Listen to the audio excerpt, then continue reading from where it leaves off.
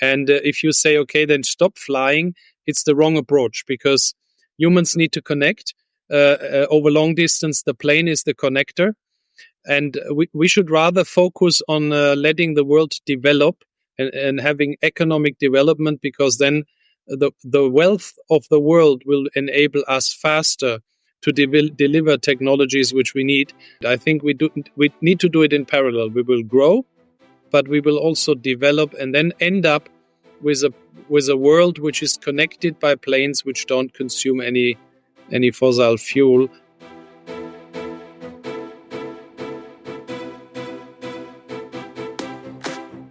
Welcome to Sustainability in the Air, the world's first podcast dedicated to sustainable aviation. I'm your host, Shashank Nigam, the CEO of Simply Flying. Every Thursday, I have important conversations with top aviation executives, technology entrepreneurs, and policymakers helping aviation take climate action. Conversations that help separate the signal from the noise. Whether you are a frequent flyer or an airline executive, if you care about sustainability or simply love traveling, welcome aboard. My guest today is Martin Gauss, the former CEO of airBaltic, the flag carrier of Latvia. This is the last interview Martin recorded before ending his role as the airline CEO. And what a tenure Martin has had. Under Martin's leadership, airBaltic became known for its technological bets, including being the first airline to operate a 100% Airbus A220 fleet, which offers a 30% lower fuel consumption than competitors. The airline also pioneered several industry firsts. They were the first European carrier to implement Starlink internet, after Martin tweeted at Elon Musk, the first to accept Bitcoin in 2014, and developing innovative business models that combine scheduled service with wet leasing operations. Martin actively flies as a commercial pilot on the Airbus A220, bringing a unique operational perspective to his leadership role. As airBaltic works towards its carbon neutrality goals for 2050, Martin offers fascinating insights about aviation sustainability, new aircraft technologies, and how small, agile countries like those in the Baltics can lead the way in aviation's innovation. This interview was recorded just a few days before Martin stepped down, so I hope you enjoy this. Martin, it's a pleasure to be speaking with you. Welcome to the podcast. And you're one of the few airline CEOs who also flies professionally, not just type-rated. You're actually actively flying. How does this help you do your job as an airline CEO better? Now, first of all, it's good to talk again and catch up. Do I do the job better as a CEO? I can't judge, because I don't know what it's like if you are not a pilot. Yes, that's the job I learned and since 1992, I'm flying also as a commercial pilot. Now on our Airbus A220, which is a very modern aircraft. And of course, I keep the license now in the simulator. Haven't flown for a while online, but could technically do this by just doing a couple of these ground refreshers on top of the simulator. But I keep my license. I cannot answer whether I would be running the airline as well without being a pilot. I love it. Hopefully it helps with the pilot-airline relations, given that you know their side of the game as well. I remember about a decade ago or so, when you became the first airline to have 100% Bombardier fleet. I remember you had only Q400s at that time, Dash 8s, as well as the A220s or the C series. I still remember your delivery ceremony in Mirabel at that time. You have one of the youngest fleet in Europe, just 3.8 years. How does that really help airBaltic achieve your operational goals as well as carbon neutrality by 2050?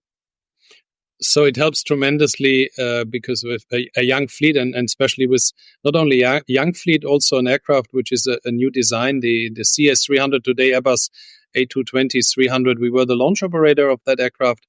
Got the first one in 2016. We placed more and more orders, got rid of everything else, made it a single fleet.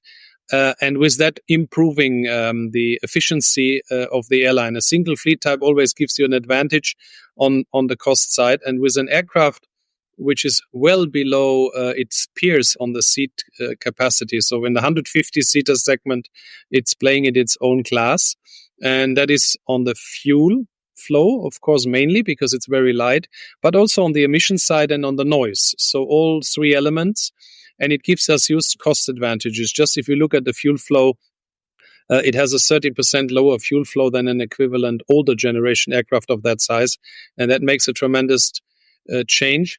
But it also helps us day to day for the emission trading system. We have less emissions, so we have to pay less for emissions. And of course, going to net zero in 2050, it's a big step having a fleet which is already burning less. So I think it gives you lots of advantages.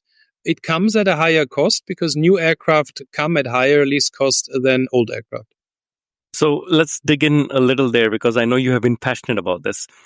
We know of airlines betting on a single fleet type. You've got Ryanair with all Boeings. You've got, Vueling with all Airbus, for example, even other parts of the world. But you were the first one to actually bet on the C series or the A220 as your single fleet type. That's a high risk, yet high reward game. What's been your high reward in the last decade or so? Yeah, always flying the most modern jet in the skies, and still today being the largest operator of the A220-300 in the world, gave us this award. And customer, we have a net promoter score of 66, which is well above European average of recorded airlines is 32. So we have nearly double we have double actually the net promoter score reported. And that comes also for a big part from the aircraft, as it is a wide body feeling inside the aircraft while it is a narrow body. So that is the award we get. But then also you see it on the cost side. If we would have chosen another type at the time when we took a decision to buy this aircraft in 2012, we today would end up with higher fuel burns because none of the competitive aircraft from Airbus or Boeing can deliver the fuel flow which we have on the A220. So we're awarded basically every day by having a beautiful aircraft. I love it. I love it. I'm going to dive into the beautiful aircraft shortly. But for those who are unaware, of course, airBaltic connects the Baltic region. And you're the flag carrier of Latvia, but still a major carrier in Estonia and Lithuania. You even have special liveries with their flags on it. How do you approach this responsibility of connecting the entire Baltic region? We started off in Riga, where we said, okay, we operate a hub in Riga, the Latvian capital. But then we also flew to Tallinn, the capital of Estonia, and to Vilnius, capital of Lithuania, connected it to our hub. And later then we said, okay, this is successful from here. Let's add point-to-point routes also from the two neighboring capitals. And what has developed over all these years is that we are the largest carrier by far in all three Baltic states. We're the number one carrier in Riga, number one in Tallinn. Even in the second largest Finnish city, Tampere, we're the number one carrier, and even number two now in Vilnius. And we're growing year on year, taking market share from competition and growing the market. Also in the time coming out of COVID or having a war, a Ukraine-Russia war next door, still going on. So we've been very successful, and the key element is the right size aircraft. And the portfolio of routes we offer, we fly mainly to capitals and business centers. We also do leisure. And we fly very short sectors, like 30 minutes, but we also fly 7-hour sectors to Dubai or Tenerife.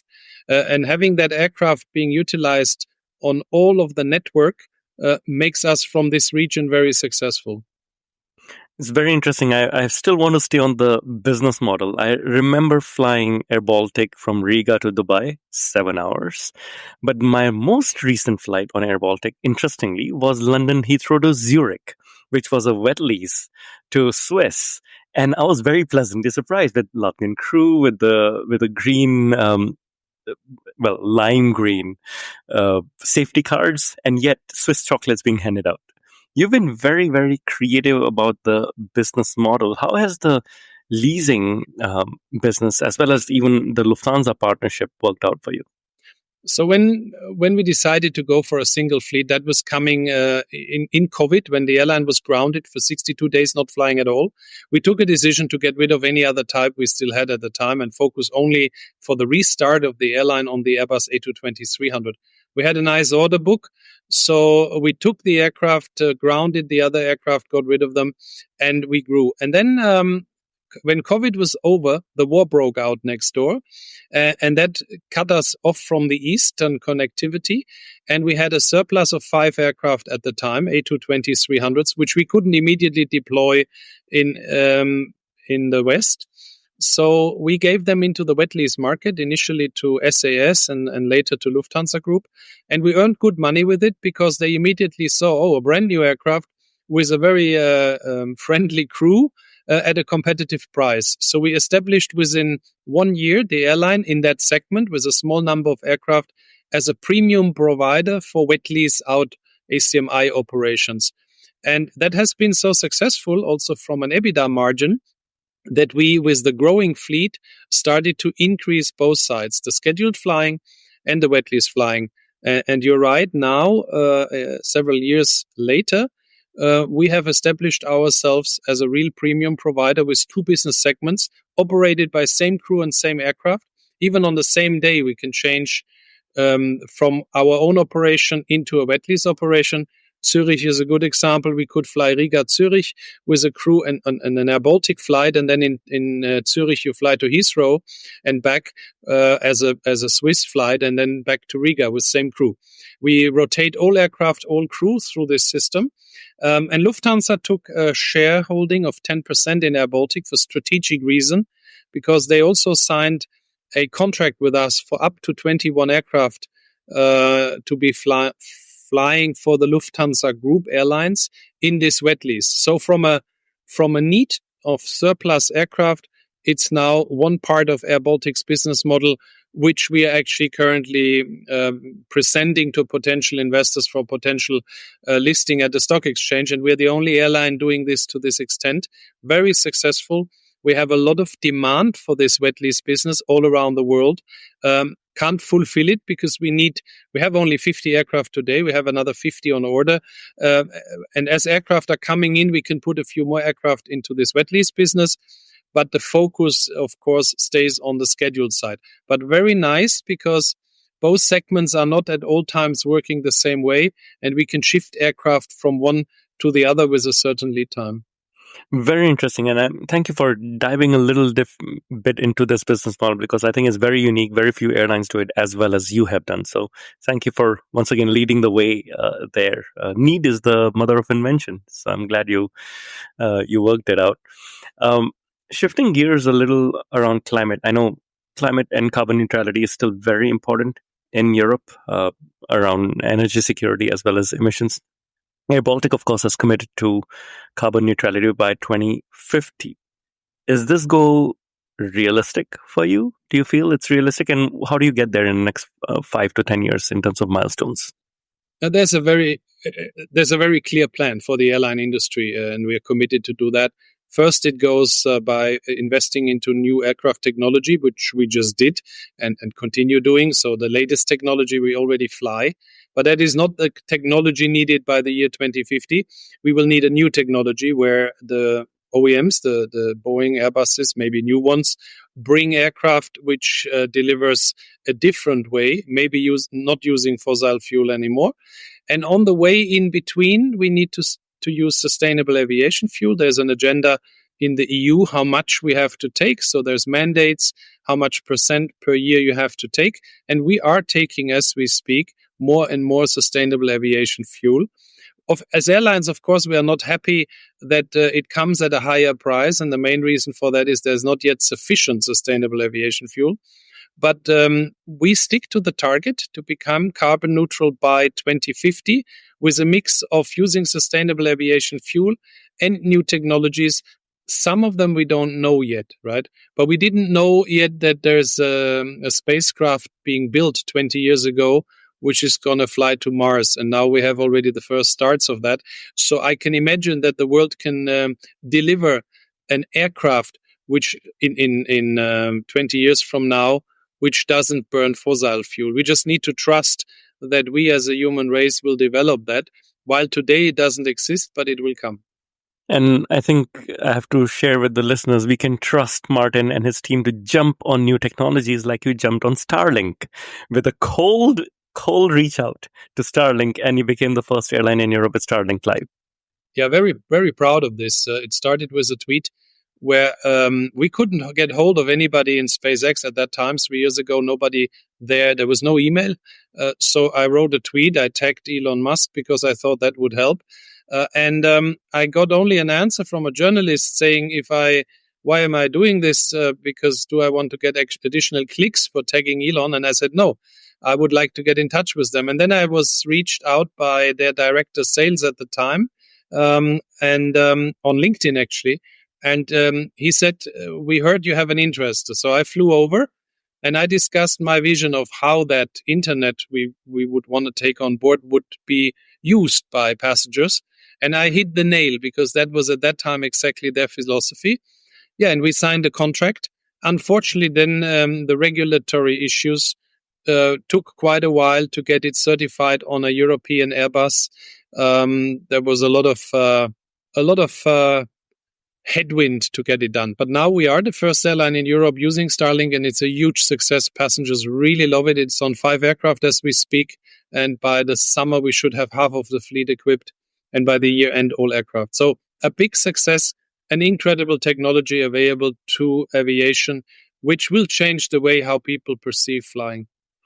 Very interesting. We digressed. I almost feel like I want to sort my London, Zurich, and other wet lease flights, which is the airBaltic Starlink flight, so that I can have internet on those as well. Multiple business models coming together.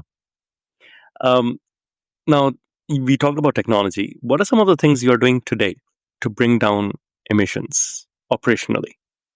Operationally, the aircraft is capable of doing all kinds of approaches. So the aircraft can optimize its path, and where airports allow us, we use the maximum capability of the aircraft itself. We do all the standard measures. So we're using in the flight planning, trying to optimize that. So before the flight starts, we try to optimize even taxi times. So all the standard stuff airlines do today, we do as well. We try to fly routes where we make money and which makes sense. So we don't try to fly routes where you need to subsidize it with other routes for much profit, which means we sometimes also cancel routes because they don't make economic sense. And then what we offered to passengers was they can take part, help us buy more sustainable aviation fuel by saying, okay, if you want to, you can click, and then for $2.99 you can buy 1 kilo of sustainable aviation fuel extra. So this would be a very cool one. If you say you have millions of passengers and they're doing this, you could immediately buy much more of that fuel. Unfortunately, last year only 0.32% of the passenger were doing that, and that shows a little bit that we are still detached from. Yes, we all want it. But when it is about, okay, let's do something for it, people say, no, actually, the airline should do this on its own. And there I say this, it's very expensive, sustainable aviation fuel today. So we're doing it anyway, but it is increasing the cost. And somehow the cost of that have to be taken.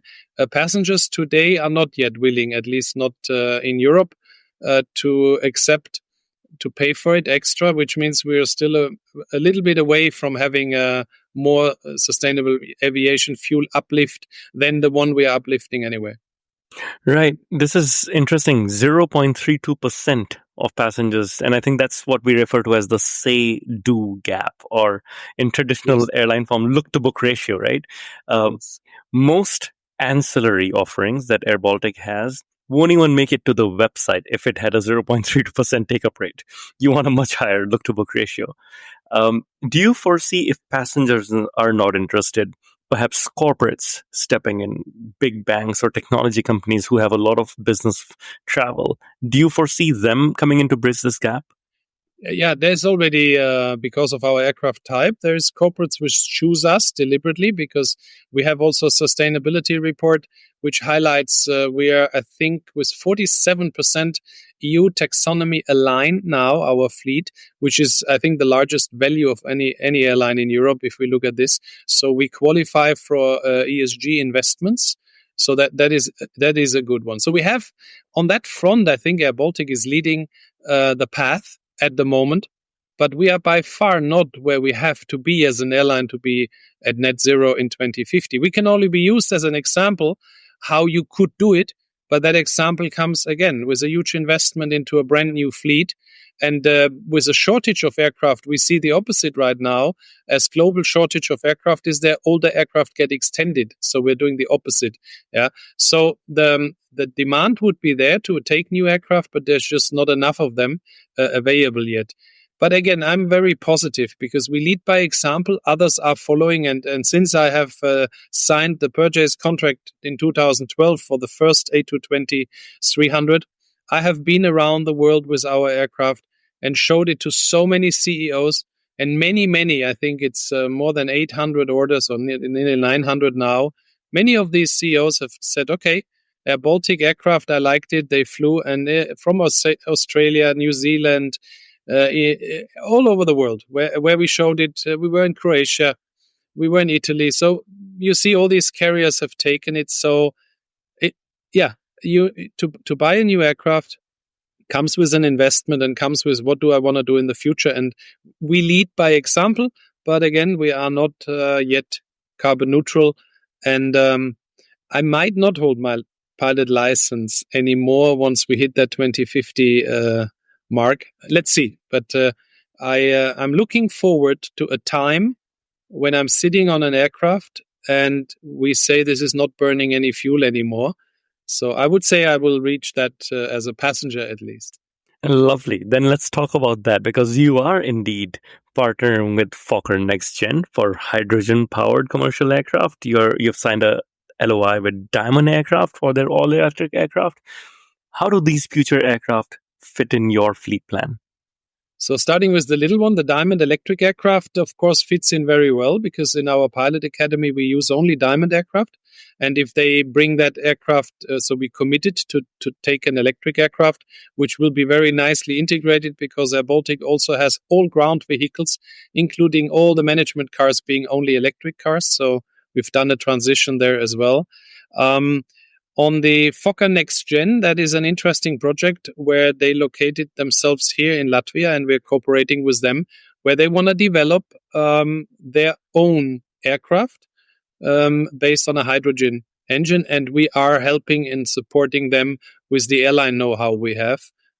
And let's see where that goes. Airbus just withdraw from their ambition, unfortunately, in this direction. But I think this is not a delay. This is just a focus now on maybe other technologies because they're investing a lot. And as I said, if I look at SpaceX and the rockets going up and what incredible speed they go in improving their mission to go to Mars, we should be able to find a way of flying without fossil fuel on airplanes. So it's just about how much energy you put into this development, and all around the world. We're only looking at Boeing and Airbus today because these are the two names we know. But there's many companies in countries which maybe today are not as developed, which will maybe bring these solutions. We should not always trust that it's done by the big boys. It could also be done by a small country with a very smart technology, and they say, we have a demonstrator, and then the demonstrator becomes the reality. So the A220 was an idea to build a new aircraft when Bombardier did not have any size of jet, and now it's the most successful 150-seater in the world. While there were very successful aircraft, 737 and A320s already around, and they decided, no, we're going to build something completely new. And they did that in 2008, while the 737 was built in 1960 and the Airbus in 1980s. So it's possible. And maybe we see in 10 years' time, in 2035, somebody saying, there's something here. It flies without fossil fuel. And then from that, the development starts. Absolutely. Well, you've already shown a streak for betting on the future with the A220, the C series. And now, thanks for sharing some details of the Diamond Electric as well as the Fokker NextGen, which is hydrogen powered as well. It reminds me of how I think it was in the 90s, Estonia had become the test bed for Nokia's latest phone. All the newest Nokia phones were not tested in Finland, but Estonia was ahead of the game. So you're absolutely right. Why can't the small country, the small guy, be the one that pilots something new? Yeah, no, I agree. And the Baltic states are very innovative. agile, fast, ambitious. So why are all these companies here? PayPal, I think, was also found here. So yeah, airBaltic is from the Baltics and showing always, we were the first accepting Bitcoin in 2014. Nobody knew what Bitcoin was at that time. Today, everybody knows. We brought AI into revenue management. We brought now Starlink to Europe. We brought this aircraft. So, and this is all done by Latvia, 1.8 million people, small country in the Baltics. All of that was just pulled off by us in-house, right? So I think, yeah, we'll see more to come. Right. Well, when you bet on new technologies, of course, they come with their own challenges. One of the challenges you've had to deal with is the Pratt & Whitney GTF engines that are all on the C series or the A220s. What are some of the lessons you have learned from there dealing with these engine issues that you think can help smoothen your journey in the future?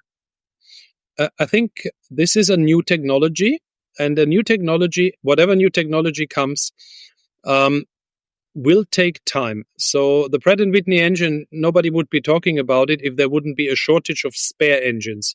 So the big issue with the engine is not, it delivers better than expected fuel savings and emission savings. So from what you're using it for when it's on the wing, it delivers. But the engine is not as durable. The parts need to be changed more often and it gets modified. And that means it needs to come off the wing. And what happens through COVID, the supply chain broke down for the parts and the repair centers couldn't cope with the changing engines. And that led over the years to this shortage of spare engines, because nobody would notice if I have a hangar full of spare engines, which we used to have, if I change engines. That's something people don't see. But now I don't have an engine, so the aircraft is standing on the ground and not flying because I'm waiting for the engine to come back.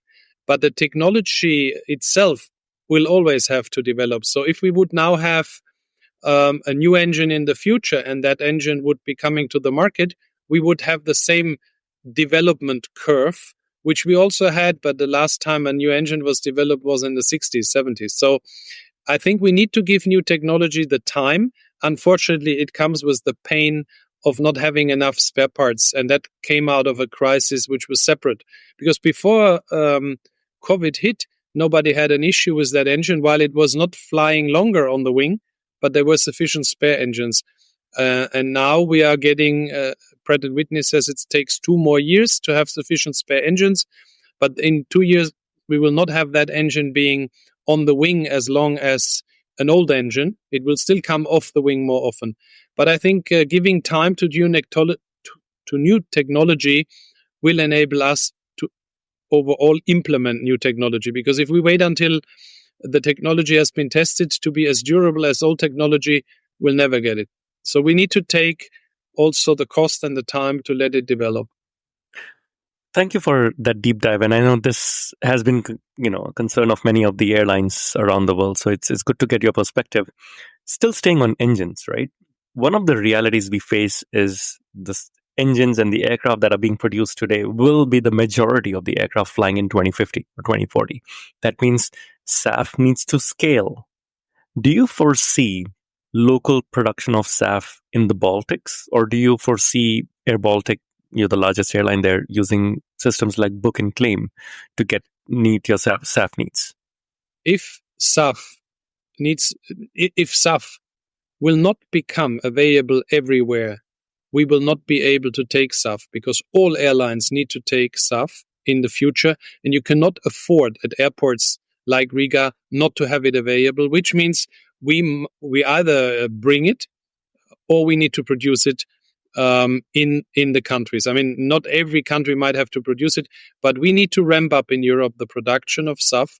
And I do believe that it needs a push from the European Union, similar to the US, to incentivize the producers of SAF to produce more. Otherwise, there will not be sufficient SAF. I don't say that that could be a problem for the 2050 target, but we will definitely have an issue with the 2030 target for airlines to take in the requirements currently under the Green Deal, because there's just not sufficient SAF available today. But I do not see an issue today for the year 2050, especially as we have a shortage now of available SAF. There needs to be more incentive for the industry to produce it. We hear now that the oil industry is going back to fossil fuel, right, rather than producing SAF. Of course, if you want to have SAF, you need to also have an incentive to produce it. If it's easier to produce traditional fuel, because there's no incentive to go for SAF because it's either too expensive or nobody takes it, then we would not go the right direction. And I think the Europe, and we're looking at US and at Europe, they are sorting it out, what's the best way forward. With the Trump administration now going a little bit backwards on that, doesn't mean that we stop it. It's just maybe a new way to be found, because at the end of the day, we cannot have Europe flying without fossil fuel and the rest of the world with. So there needs to be a global alignment, which I think is there. There's ICAO mandates. There's a commitment by IATA to be carbon neutral. All airlines, I was amongst them, voting for it by 2050. And SAF production is the way forward for the time being. Again, I'm the one who says we also need to put money into development of things which don't use SAF and or fossil fuel, which means electric, hydrogen, and so on. So I think we need to do both. Just relying on SAF will not solve the problem long term. Fair enough, and thanks for that. One of the other things is airBaltic has always been a fast-growing airline. You've got half of your A220 fleet yet to be delivered. How do you balance growth versus your sustainability goals? Not a problem at all, because the sustainability goals, of course, are aligned with what we fly per passenger, what we consume, and we had, I think it was 0.83. So there's these detailed numbers in the sustainability report.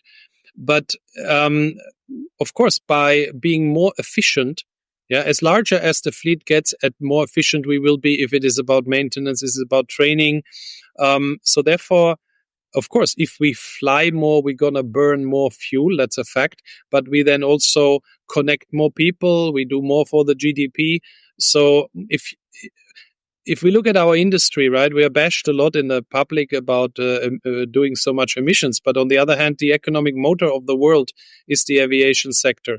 Once we stop flying, the world economic reduces. If the world economic reduces, there will be poverty. So we need to fly because there's no alternative. People cannot go digital from A to B, at least not in our lifetime. Everything can be digitalized, but transporting people over long distance is still done by planes in the foreseeable future.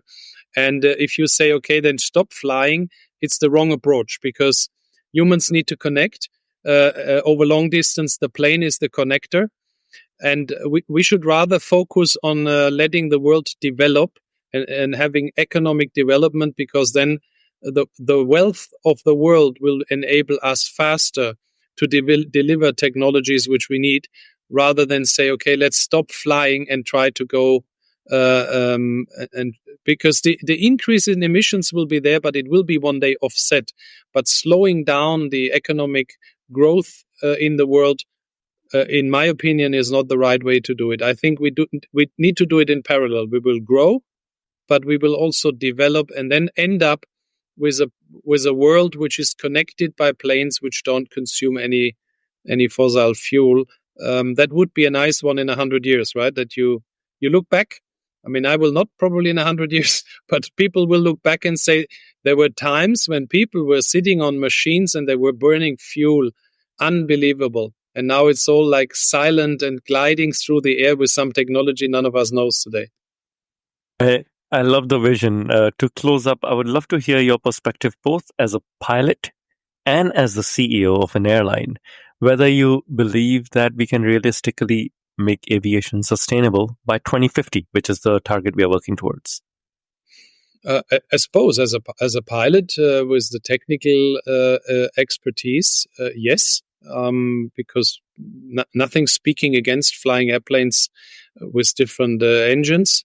As a CEO, I think we also need to look at how is it done and who pays for it, right? If we say as a CEO, the burden, because there's a cost for this development and for the operation going forward and for the investments needed, if it has to be taken only by the airlines, it will not work. I think it has to be taken by society.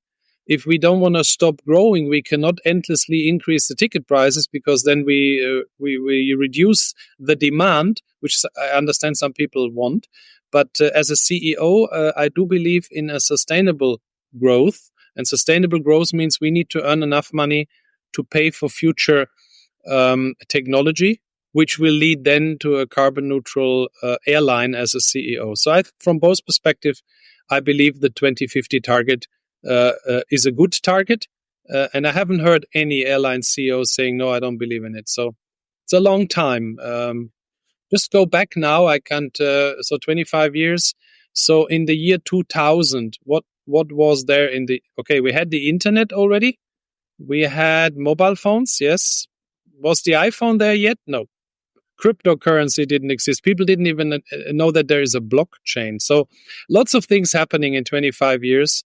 And I think we should, especially if to the younger generation, maybe, to look how long 25 years can be, right? If somebody is 25 years, it is exactly the time from when you were born until today. So that's a pretty long time. Amazing. I love that perspective, and I'd love to close up on that. Thank you so much, Martin. Now, the final part of this interview is called the rapid fire round, in which we get to know you a bit personally. I think I did this with you 10 years ago, but maybe your preferences have changed. So, what's your favorite book? From worst to first, Gordon Bethune, and that hasn't changed. Continental. Very nice. Very nice. Okay, that's a good start. What's your favorite movie? A Star is Born, Bradley Cooper and Lady Gaga. Nice. Are you a fan of both or either of them? Yeah, I would say I'm a fan of Lady Gaga music, yes. Okay, favorite city? New York. Okay, favorite... actually, I already have favorite airline because I think that's a given. What's your favorite airport? Munich. Okay. What do you do in your free time? In my free time, I walk my dog. I occasionally play golf, and I enjoy nature. Okay. What is something you'd like to learn? I never want to stop learning everything which comes across me. So I want to never in my life stop learning, nothing specific. Love it. And finally, what's the best advice you've received? Never give up. Never give up. And you've never given up. Despite any challenges, you've had ups and downs. I'm truly delighted you got the A220 working. You got the Lufthansa partnership over the line. You've got the Starlink connection over the line. So it's really exciting to see what you've accomplished in the last 10, 15 years. And that's what gives me hope that it will be a smaller airline like airBaltic that leads the way when it comes to sustainable aviation and creating the future of aviation. So thank you, Martin, for leading by example. Thank you for the nice interview. Thanks. Thank you for listening to this episode of Sustainability in the Air. Aviation is one of the hardest to decarbonize industries, yet there are multiple paths to get to net zero. Awareness is key to a green future. So please give us your support to help our sustainable aviation insights reach a wider audience. You can do this by sharing this episode on your network, on LinkedIn, Twitter, or even WhatsApp. Or perhaps you might consider leaving a review on Apple Podcasts, Spotify, or wherever you listen to this episode. You can start a conversation with us by writing to us at podcast@simpliflying, that's simply with an i.com. And for more content on sustainable aviation, please visit our website green.simplifying.com and join the movement. Sustainability in the Air is an original podcast by Simplifying. The show is produced by Juraj Toth in Slovakia. Dirk Singer is our Director of Sustainability, who leads research for each interviewee out of Greenwich, UK. Shubhadeep Pal is our Supervising Editor based out of Mumbai and Singapore. The articles are written by Ayushi Badola in Dehradun in India and Mira Hull in Montreal, Quebec. Creative design is led by Ligia Esteve in Montreal. Baiba Driman is the project director for the show based out of Valencia, Spain.